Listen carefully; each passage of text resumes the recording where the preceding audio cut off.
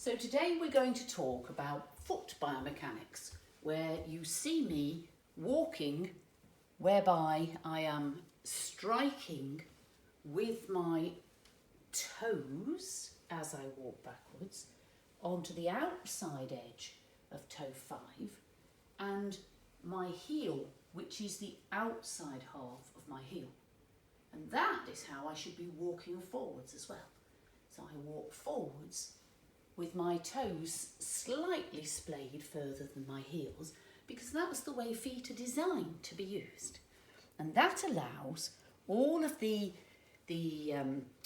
26 bones in each foot to articulate against each other and act as shock absorption, and my ankles to mobilise, which means that I'm exercising my lymphatic pumps in my calves, and my knees are bending, and my hips are bending, and my pelvis is flowing, and all of my bones are moving against each other with the load spread across all those bones to minimise impact. And then we take some of the alternative things that people have done to themselves, either because they've crossed their legs routinely, or their ankles routinely, or they sit on the sofa with the legs up to one side, or they're working a piece of machinery which requires them to be on some funny angle, and they develop a habit of standing on one leg or the other leg. And as a result, over time, the muscle tensions start to form, which distort the bones and impair the movement. So let's take a common one. It's not uncommon for people to have a pelvis on one side. Look at what this does below my pelvis here. Okay, so as I start to move now, although my feet look normal now, they won't as soon as I start to walk. So here we go. I'm now quite seriously disabled, okay? I am less able to function properly, either backwards or forwards. It is jarring here in my lower back. It is jarring up into my shoulders, and I am struggling even to an extent with the direction.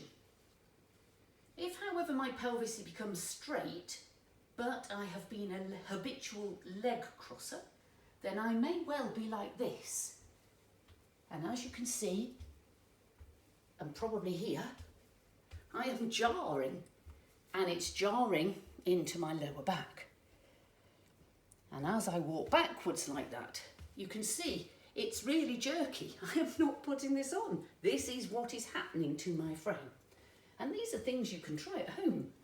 So we have that option. And then we also have the option where we have a normal foot. And maybe we've had an Achilles injury, a rupture, or a foot injury, stood on by a cow, or run over by a car, or whatever. So we've got one foot that doesn't function properly. And you can hear that one foot is flapping. Or it could simply be that the adductors are too tight on this side, forcing this leg in. Okay? So where we're dealing with these sorts of things in bone, we are looking at why is the person's frame not symmetrical? What guy ropes are too tight? And then we're working with those to try and restore symmetry of tension, and by that token, symmetry of function. So we hope that you find that helpful.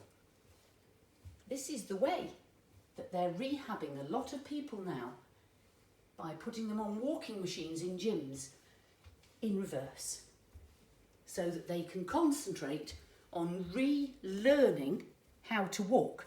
And you are never too old to learn how to walk. You are never too old to actually look at restoring correct function in your different joints in your body.